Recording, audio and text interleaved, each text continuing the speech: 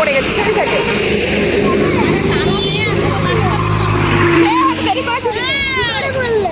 আমি সিঁড়ি থেকে মানে হড়কে পড়ে।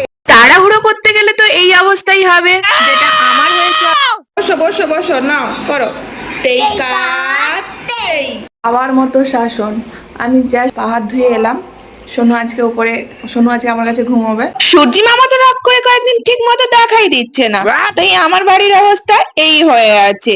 কি আর করবো বলো। আচ্ছা, বর্ষাকালে কাদের বাড়িতে এরকম অবস্থা হয়? আর সকাল থেকে তো হয়েই যাচ্ছে বৃষ্টি।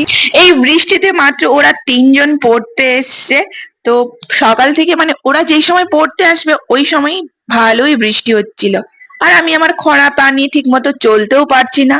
আর এইদিকে স্কুলে যাব বলে মা আমাকে ভাত খাইয়ে দিচ্ছে। চিংড়ি মাছ আমার মা পুরো খাওয়ার সময় এত মুখে পুরো দেবে, এত পায়ের ব্যথা আগের থেকে অনেকটা কমেছে। ওষুধ খাচ্ছি তো, অনেকটা খেয়েছে, খাচ্ছি কারণ ওষুধ খেতে হবে। তো আমার এই খোঁড়া পানিয়ে যেতে হবে এই ভাত খাওয়ার পরেই। তো ব্যথাটা একটু কমেছে। তো এই পানি এখন মিঠি রানীকে নিয়ে স্কুলে যাব। বাবা এখানে স্ক্রেপ ব্যান্ডেজ বেঁধে দিচ্ছে। কারণ বাবাই স্ক্রেপ ব্যান্ডেজ ভালো করে বেঁধে দেয়, তার জন্যই বাবা এখানে স্ক্রেপ ব্যান্ডেজটা বেঁধে দিল। তো স্কুলে এসে এখন বসে আছি কারণ সোনুর পরীক্ষা আজকে শেষ। আজ আছে জি। সত্যি পড়ে গেছো? সত্যি পড়ে গেছো? হ্যাঁ, সিঁড়ি থেকে পড়ে গেছি। সিঁড়ি থেকে পড়ে গেছি, সিঁড়ি থেকে।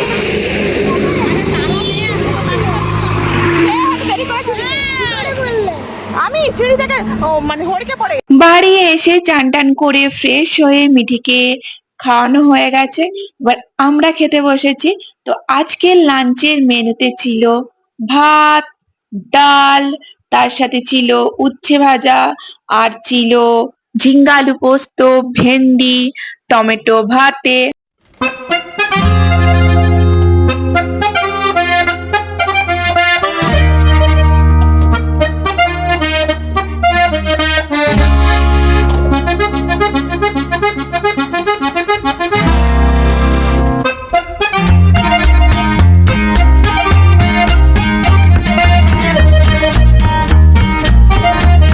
তো এই বানিয়ে তো এখন আমি লাফালাফি করতে পারছি না, তা বলে কি আমি চুপচাপ বসে থাকার মানুষ নাকি?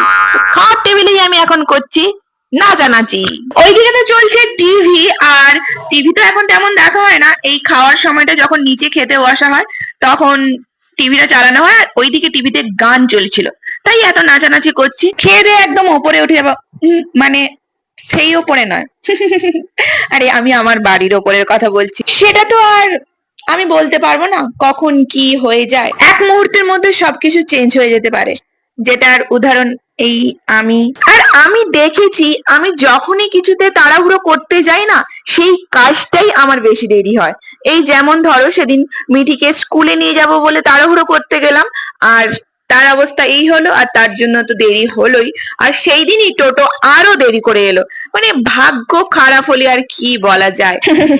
সেটা নিয়ে তো আর নতুন করে কিছু বলারই নাই। আসলে ভগবান যখন আমার জন্য ভালো কিছু লিখতে যাচ্ছিল না, ভগবানের কলমের কালিটা মনে হয় শেষ হয়ে গেছিল, তাই ভালো কিছু আর লেখা হয়ে ওঠেনি, খারাপটাই থেকে গেল। যেহেতু কলম দিয়ে লিখেছিল, খারাপটাও মোছা আর সম্ভব ছিল না, তাই সবটা খারাপই থেকে গেল। নিজেকে বিশাল কিছু মনে করলে যা হয় অবস্থা। পায়ের ব্যথাটা বেড়েছে, বাবা বলছে ব্যান্ডেজটা বেঁধে দিই, তারপর তুই হাঁটা চলা কর, কিন্তু কম হাঁটা চলা কর, এতবার ওপর নিচ করিস না। সত্যি বলতে আমি সেই খাওয়া দাওয়া করার পর ওপরেই ছিলাম, বেটুকে ঘুম পাড়িয়ে আমি নিজের পড়াশোনা নিয়ে বসছিলাম। দেন দুপুরবেলা সেই পড়াতে যাওয়া হয়নি ওপরে। আর ওরা তো সন্ধ্যেবেলা পড়তে চলে এসছে এইদিকে। বের করতেছে, ওইগুলা ফেলাইলে। ইনার ব্যাগে অনেক ছেঁড়া কাগজ আছে, সেইগুলোর জন্য নাকি ব্যাগটা ভার। কাগজগুলো সব ছিঁড়ে ছিঁড়ে ব্যাগের মধ্যে রেখে দিয়েছে। সারাদিন বৃষ্টির জন্য তো জানালা খোলাই হয়নি, আর ঘর যেন কেমন বদ্ধ বদ্ধ লাগে। তাই এই পড়িয়ে ছুটি দিয়ে জাস্ট এইমাত্র উপরে এলাম, নিজের পড়া নিয়ে বসবো। ভাবলাম জানালাটা একটু খুলে রাখি, না হলে আবার বৃষ্টি শুরু হয়ে গেল তো আর জানালা খোলাই হবে না। আর বর্ষাকাল মানে বৃষ্টি হবে, যেই একটু বৃষ্টি থেমেছে তাই ভাবলাম জানালাটা একটু খুলে রাখি। আর আমার পায়ের অবস্থা তো এই হয়ে আছে। এখন ব্যথার ওষুধ খাচ্ছি বলে ব্যথা কমে গেছে। কমে গেছে মানে কি আছে, বাট একটু ব্যথা কমেছে।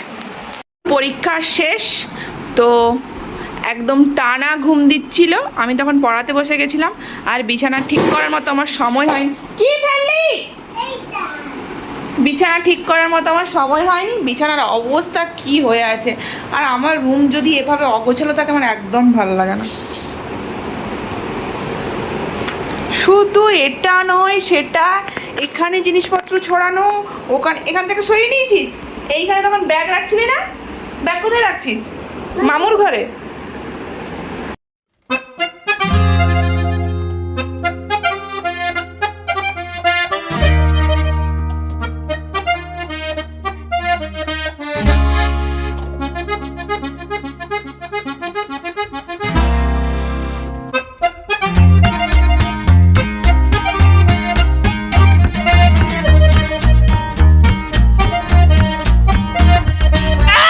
ওই যে বেশি পাকামি করতে গেলে যা হয় অবস্থা, সেটাই হয়েছে আমার এখন। খরা পায়ে আবার গেছে লেগে। ওই যে ওষুধ খাওয়ার পর নিজেকে বীর হনুমান মনে করেছিলাম, তার শাস্তি আমাকে দিয়ে দিয়েছে। ভালো মতোই শাস্তি পেয়ে গেছি। ব্যথা পায়ে আবার লেগেছে ব্যথা। তবে এই ব্যথা নিয়ে বসে থাকলে তো হবে না, উঠে দাঁড়াতে হবে আমাকে। কারণ এই অগোছালো বিছানাটা এখন আপাতত ঠিক করতে হবে। এই অগোছালো বিছানায় ঘুম তো দূরের কথা, বসতেও আমার ইচ্ছা হবে না। তো সেটারই তোড়জোড় শুরু করে দিয়েছি।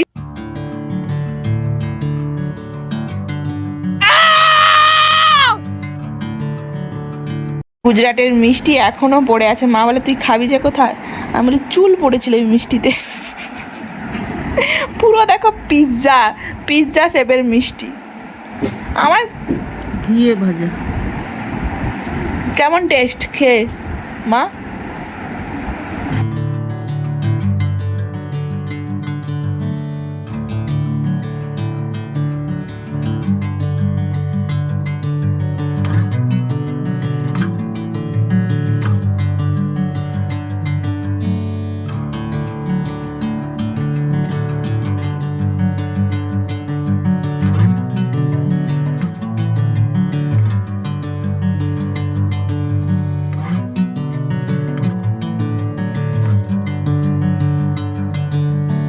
Bring me into golden sunlight.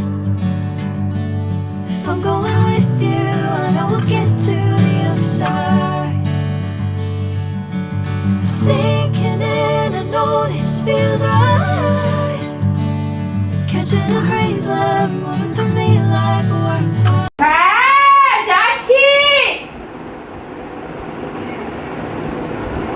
তো আবার অনেকটা সময় পর আমি নিচে নামছি। আগের দিন তো সেই যা স্কুল থেকে আসার পর খেয়ে দিয়ে উপরে উঠছিলাম, তারপরে আর নিচেই নামিনি।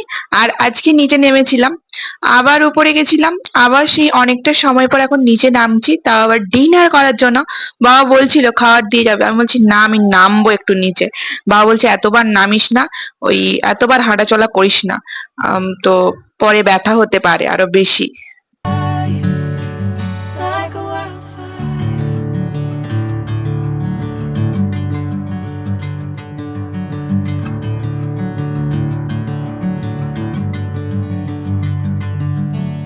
Hey, I'm never the same. Whenever you're calling my name, I'm taking my sweet time. Hey, whatever the plan, I know I'm holding the best of me out of my hand.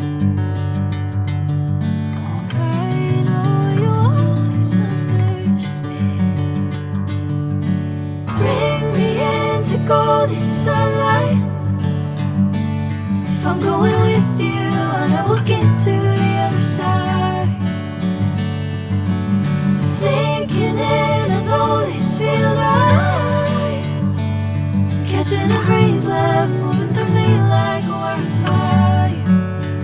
Like a wildfire. এই পায়ের যা অবস্থা, এই পা নিয়ে বিছানাতে একদমই ওঠা যাবে না, ফ্রেশ হব। আর আমি এটা ভাবছি যে মিঠিকে নাচটা আমি কিভাবে প্র্যাকটিস করাবো, মানে এই পা নিয়ে আমি কিভাবে নাচ করব। মিঠিকে তো নাচটা দেখাতে হবে, কিভাবে করব, সামনেই অনুষ্ঠান আছে। বসো বসো বসো, নাও করো। তেই কাতেই তেই কাতেই পাভি হচ্ছে না, বারবার কি হয়ে যাচ্ছে মা? পাটা হচ্ছে তোর ব্যথা, এখন দিয়ে আসতে মানে দাদু দিয়ে আসবে সাইকেল করে। দাদু সাইকেলে করে দিয়ে আসবে? হ্যাঁ, আবার মতো শাসন। আমি যা আমি মানে পা হাত ধুয়ে এলাম, সোনু আজকে আমার কাছে ঘুমোবে, তো আমি এসে বলছি জলের বোতল কোথায়? তোর পা ব্যথা না? কি বলছিলি মাম্মা? তুমি পা ব্যথা না? এরকম করে তখন বলেনি, তখন আমার বাবা যেরকম ঝাঁকার দিয়ে বলেছি সেই ঝাঁকারটাই ছিল। পা ব্যথা না? তুই আবার সেই বুড়া জুতা পরছিস? আমি ওই বড় জুতোটা পরে গেছিলাম, মানে আমি পরে গেছিলাম ওই বড় জুতোটা পরেই সিঁড়ি থেকে পড়ে গেছিলাম, সেই ওই ক্রক্সগুলো পরে সিঁড়ি থেকে পড়ে গেছিলাম।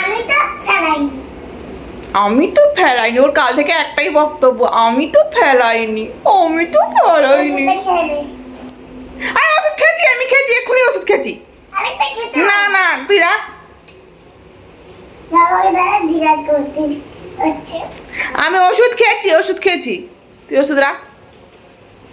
না আরে ওষুধ খেলাম এক্ষুনি। বাইরে হচ্ছে বৃষ্টি।